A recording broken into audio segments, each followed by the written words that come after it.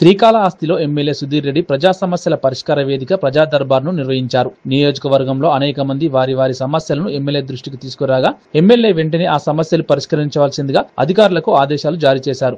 ఈ సందర్భంగా ఎమ్మెల్యే మాట్లాడుతూ సీఎం చంద్రబాబు నాయుడు విజన్ 2047లో ఆంధ్రప్రదేశ్ను అభివృద్ధి చేసే దిశగా కార్యాచరణ చేపడుతున్నారని, తన నియోజకవర్గంలో 2029 లోపు నియోజకవర్గాన్ని అభివృద్ధి చేసే దిశగా కార్యాచరణ చేపడుతున్నామని అన్నారు. నాకు కొత్త ఉత్సాహం వచ్చింది, కొత్త ఆనందంగా ఉంది.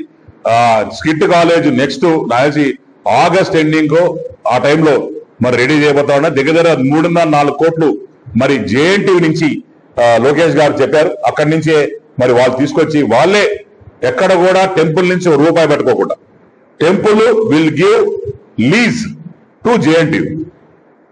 లీజ్ రూపంగా ఇచ్చి వాళ్ళకి లీజ్ డబ్బు కట్టే సంవత్సరాల కింద కట్టే అనంతపురం జేఎన్టీయూ వాళ్ళు వచ్చి మెయింటైన్ చేసే పరిస్థితి, అది కూడా ప్రాసెస్ లో ఆల్మోస్ట్ ఎండింగ్ లో ఉంది.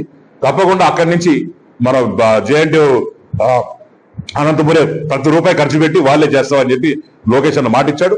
ఆయన మాట ఇస్తే శిలాశాసనం అయిపోతుంది. డెఫినెట్ గా వచ్చే నెక్స్ట్ దాంట్లో నుంచి మన పిల్లలందరూ కూడా ఇంజనీరింగ్ కాలేజ్ సిటీ కాలేజ్ నుంచి పోవడం ఖాయం.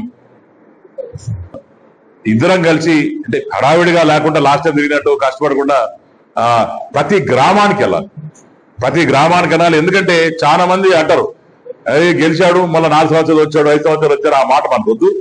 నేను హ్యాపీగా ఒక్కొక్క మండలంలో మరి వారానికి ఒక 10 ఊర్లో, వారానికి ఒక 4 ఊర్లో, వారానికి ఒక 3 ఊర్లో కంఫర్టబుల్ గా కూర్చోవడం, పోవడం, తెలుసుకోవడం, ఇవన్నీ పాత రచ్చబండ కార్యక్రమం. ఆ రోజుల్లో మరి ఎన్టీ రామారావు గారు రాజశేఖర రెడ్డి గారు పెట్టి చేస్తున్నారు. సో అలాగా సరదాగా వెళ్ళడం, అందరితో కలవడం, అక్కడ ఏమి సమస్యలు తెలుసుకోవడం, అక్కడక్కడే మాక్సిమం సమస్యలు అక్కడ క్లియర్ చేయడం. ఇప్పుడు మనం ఇక్కడ కూర్చుంటే సమస్యలు వాళ్ళకి వస్తున్నాయి, మనం అక్కడ పోయామనుకోండి ఊళ్ళో వాళ్ళకి ఇళ్ళ సమస్యలు కానీ నీళ్ళ సమస్యలు కానీ ఏవో సమస్యలు ఉన్నాయో అవన్నీ వాళ్ళ దగ్గరికి ప్రజల వద్ద పాలన పోయి మనం అక్కడే కూర్చొని పనిచేస్తున్న కార్యక్రమం.